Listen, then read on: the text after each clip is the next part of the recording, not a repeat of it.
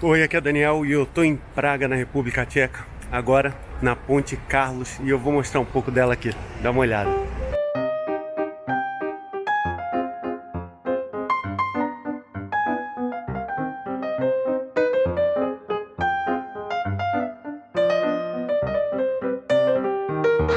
Diz se não é um belo visual para começar o dia. Essa é a Ponte Carlos, tem embaixo o Castelo de Praga. Esse aqui é o rio Vltava, ou Moldau em alemão. Logo aqui em frente é o responsável por isso tudo, Carlos IV. Ele segura ali o contrato da criação da universidade aqui na cidade. E embaixo as mulheres representam cada uma matéria que era ensinada: medicina, arte, teologia e direito. E o Carlos IV teve uma vida bem agitada, bem cosmopolita. Ele nasceu em Praga, mas foi criado em Paris, depois coroado em Roma. E dizem até que a vida luxuosa do Papa em Avignon influenciou muito também a vida dele. Quando ele voltou para casa, ele trouxe toda essa cultura para cá. E diferente de fazer guerra para ampliar seu domínio, seu poder, ele fez de uma forma mais engenhosa, arrumando casamentos e aí sim, fazendo crescer seu império. A Torre da Ponte, além do seu telhado tradicional de Praga em trapézio, também é mais um exemplo da hierarquia aqui na época. Lá em cima os bispos, no meio os reis e as pessoas aqui por último transitando debaixo da torre.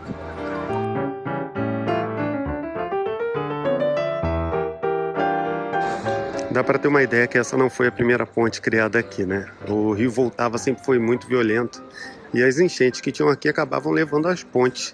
A última delas, a Ponte Judite, que desabou numa dessas enchentes, e foi quando, em 1357, que o rei Carlos IV decide acabar com isso e criar uma ponte que realmente ficaria aqui. Foi aí que ele criou essa ponte, que hoje é chamada Carlos IV, mas não era assim no início não. Por uns 400 anos, essa ponte foi simplesmente chamada de Ponte de Praga. Só em 1870 que ela ganhou o nome do patrono, Ponte Carlos. E até a década de 1950 ainda passava carro aqui em cima, acredita? E sem dúvida uma das coisas que chama mais atenção aqui são as estátuas. Mas na ponte original não tinha estátua nenhuma, tinha só uma cruz.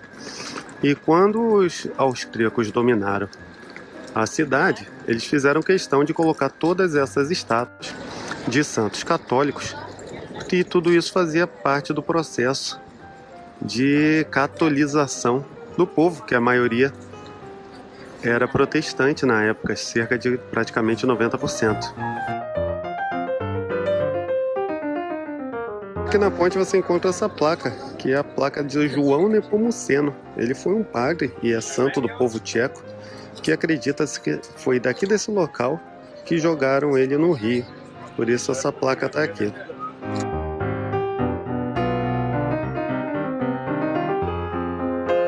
O João foi um padre local que escutava todas as confissões da rainha. Diz uma lenda do século XVII que o rei quis saber sobre esses segredos que a rainha contava, mas o João se negou a contar a todo custo. Então já dá para imaginar o que aconteceu, né? Mesmo torturado, ele não entregou os segredos da rainha e o rei acabou mandando matar ele e jogando ele de cima da ponte. Dizem que quando ele caiu na água, 5 estrelas apareceram no lugar.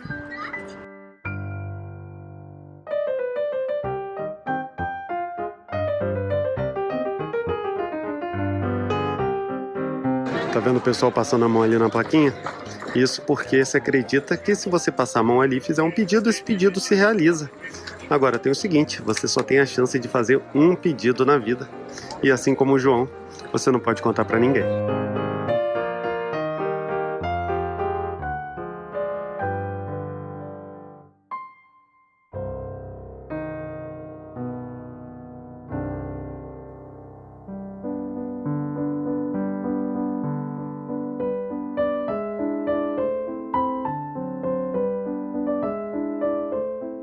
E eu tô agora no coração da cidade, tô aqui na praça antiga da cidade. E essa praça era uma praça do mercado lá pelo século XI, no século XIII, quando constrói. A Câmara Municipal, ela vira o centro da cidade mesmo. E essa praça aqui já viu muita história acontecer. Desde a época do comércio, até passando por várias demonstrações que tiveram aqui e muitas execuções.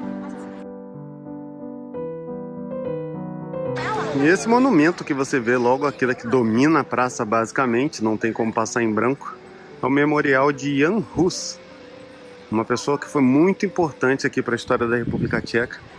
Ele foi um padre que lá pelo século XIV, XV, desafiou as regras da igreja. E por isso ele foi preso, acusado de heresia, excomungado e ainda em 1415 queimado vivo. Mesmo depois da morte do Jan Hus, o legado dele continuou com os hussitas, que eram as pessoas que seguiam ele. E as guerras hussitas que vieram depois acabaram matando milhares de pessoas. E se você reparar, ali na mão de um deles tem um cálice, que era um dos símbolos dessa guerra, porque justamente o que eles queriam é que pessoas comuns pudessem beber o vinho durante a comunhão, coisa que não era possível. Uma coisa que é muito importante você lembrar quando estiver em Praga, e principalmente aqui nessa praça, é que diferente de outras capitais que foram muito bombardeadas, algumas completamente destruídas durante a Segunda Guerra Mundial, Praga praticamente não foi afetada. E isso é interessante porque quando você está aqui nessa praça, você consegue ver as camadas de arquitetura. Então, arquitetura gótica, renascentista, barroca, rococó, art nouveau, tudo isso você encontra por aqui, justamente por não ter sido destruída.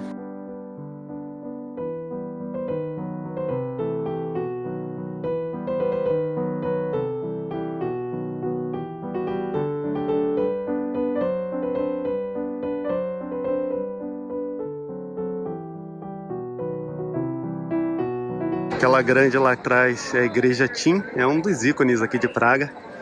E ela na época medieval era católica, mas por volta de 1420, quando os hussitas dominam a cidade, ela se torna uma espécie de quartel-general deles. E lá em 1620, com a dominação austríaca, ela volta a ser católica.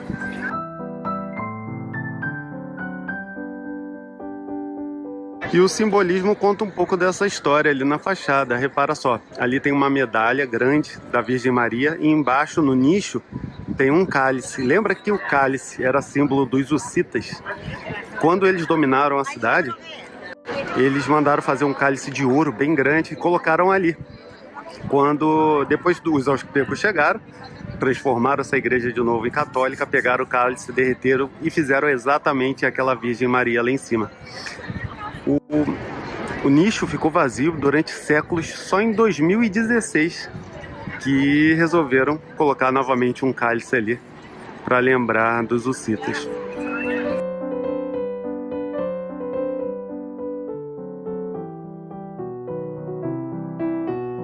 E se você for um viajante atento, você vai reparar que aqui em frente à antiga Câmara Municipal tem 27 cruzes no chão, simbolizando 27 pessoas que foram decapitadas aqui nessa praça durante o período da Guerra de 30 Anos, que foi basicamente uma guerra lutada entre católicos e protestantes.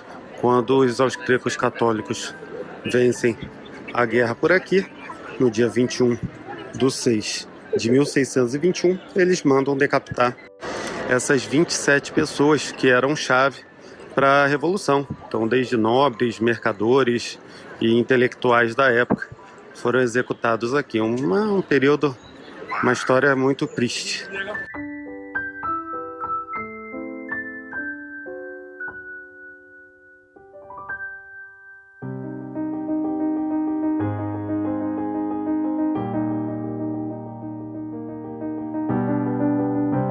O famoso relógio astronômico de Praga foi construído lá pelo final do século XIV. E se hoje em dia faz sucesso com os turistas, imagina como não foi na época. O funcionamento dele é um pouco complexo, mas vou dar uma visão geral. Repara no relógio de cima, que são ciclos de 24 horas e não de 12. Repara no anel exterior, que tem numerais ali um pouco diferentes, mas vai até o 24. Eu sei que é complexo mesmo, mas para você entender melhor é o seguinte: o anel de fora mede quando o sol se pôs, e ele coloca o número 1 no horário que o sol se pôs no dia de ontem, que, se você reparar, é entre 8 e 9 horas da noite ali no número romano. Pode ficar bem mais complexo, mas acho que eu vou parar por aqui. O anel do meio ali é do símbolo dos zodíacos, então tem dois ponteiros ali, um mostra qual o signo do dia e outro qual o signo do mês corrente. Ali embaixo também mostra o símbolo do zodíaco, só que numa visão mais rural aqui da região. Ele já é mais novo, do século XIX, essa parte. Ali no meio tem o castelo, que também é símbolo de Praga. Em cima tem 4 estátuas também, simbolizando a busca de muita gente, que é considerado pecado. Então, por exemplo, aquele lá com espelho é a vaidade, com um saco de dinheiro ali, a ganância. Lá do outro lado, tocando um violão, simboliza o hedonismo, a busca por prazeres na vida. E, além deles, também tem ali a morte, para lembrar que nada disso faz sentido quando a morte está por perto. É justamente a morte que começa o show aqui, porque de hora em hora, entre 9 da manhã e 9 da noite, esse relógio faz uma pequena apresentação aqui, começando justamente com a morte. E se você estiver aqui de hora em hora, o que você vai ver é o seguinte: primeiro começa a morte, puxando a cordinha que vai fazer o sino tocar. Enquanto isso, a ganância sacode sua bolsinha de dinheiro e logo depois as janelas ali em cima se abrem. E começa uma procissão dos 12 apóstolos ali dentro, que dá para ver pela janela. Pronto, acabou. É só isso. Conforme chega a hora, você vai vendo a galera se juntando aqui na expectativa do show. E só lembrando, grande parte do que você vê desse relógio hoje é a reconstrução, que apesar da cidade ter sido poupada na Segunda Guerra, o relógio não foi.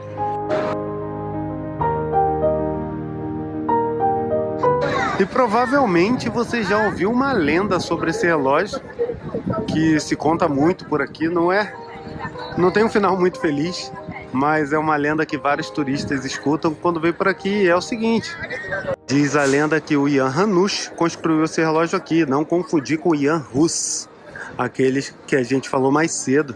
O Jan Hanush construiu aqui, e dizem que o relógio ficou tão bonito que mandaram cegar o mestre relojoeiro para garantir que ele não construísse outro relógio igual em qualquer outra parte do mundo. Como vingança, o Hanush veio até aqui e danificou o relógio, fez com que ele ficasse parado durante quase 100 anos. Nesse meio tempo, conta a lenda que várias pessoas vieram tentar consertar o relógio, muitas ficaram malucas só de tentar consertar e outras morreram de forma inexplicável. Até finalmente, 100 anos depois quase, alguém conseguiu consertar.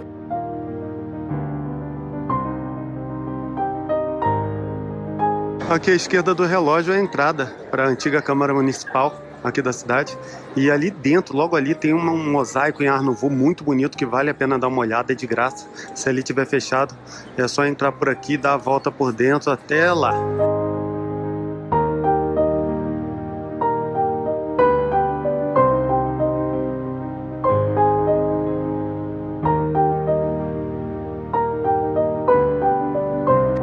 Quando entra aqui, você vê esse mosaico em Art Nouveau de 1904. Muito interessante. E aqui é a Lei de Praga sendo homenageada por várias outras nações. E sim, com medo que esse mosaico fosse muito patriótico durante a ocupação nazista, o que o povo aqui fez foi pintar tudo de branco. E passou em branco, literalmente. Isso ajudou a que esse mosaico sobrevivesse. E hoje dá pra gente aproveitar um pouco disso. Bonito, né?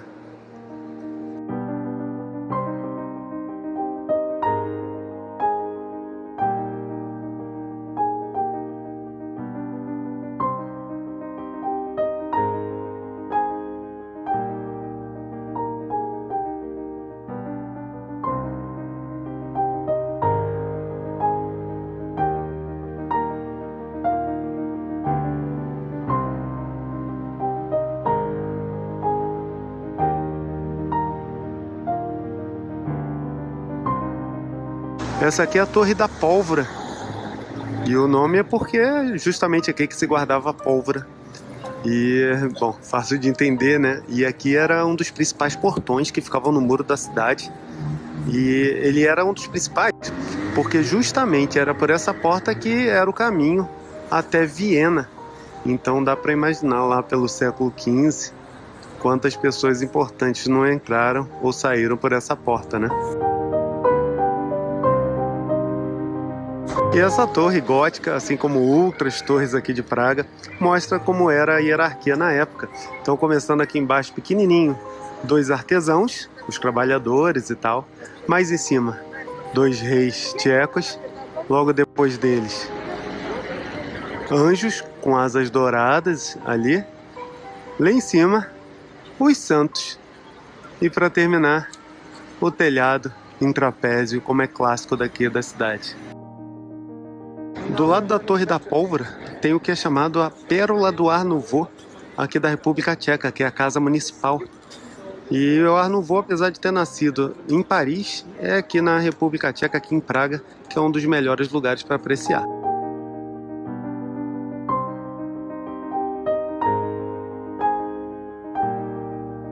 Essa Casa Municipal foi construída no início do século XX, quando o nacionalismo tcheco estava a 1000 por hora.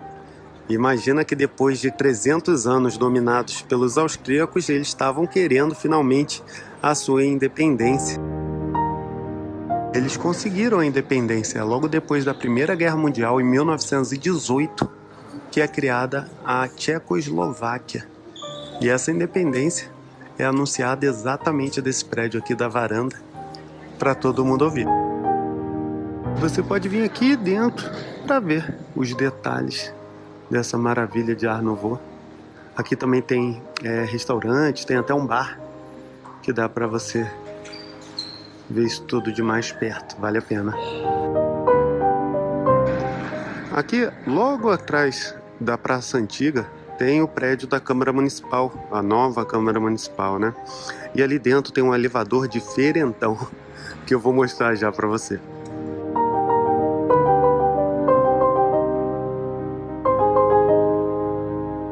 Esse aqui é o Paternoster, um elevador que foi criado lá por volta de 1860. O nome dele está em latim, Paternoster, quer dizer Pai Nosso. E um funcionamento é simples, ele desce por aqui, aqui embaixo ele vai andar na horizontal e subir pelo lado de cá. A mesma coisa vai acontecer lá no alto e ele fica assim. E se você não tiver problema com o lugar fechado, você ainda pode, até o momento que ele faz a conversão lá embaixo para subir novamente. É um pouco escuro aqui, mas sem nenhum problema. Repara que ele dá a volta e sobe de novo. Aqui é a rodana.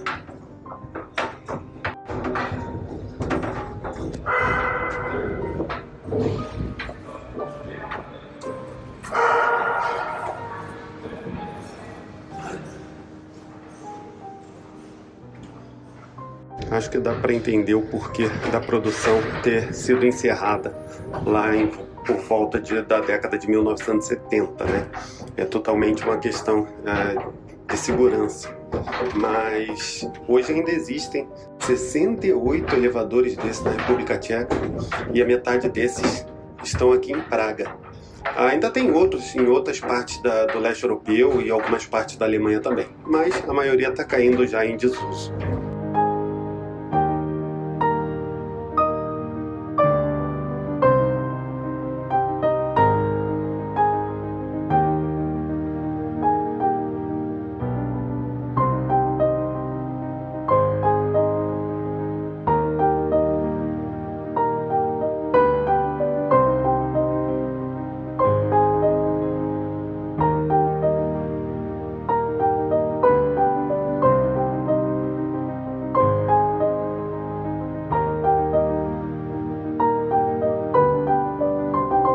Espero que você tenha gostado desse rápido passeio pelo Centro Histórico de Praga.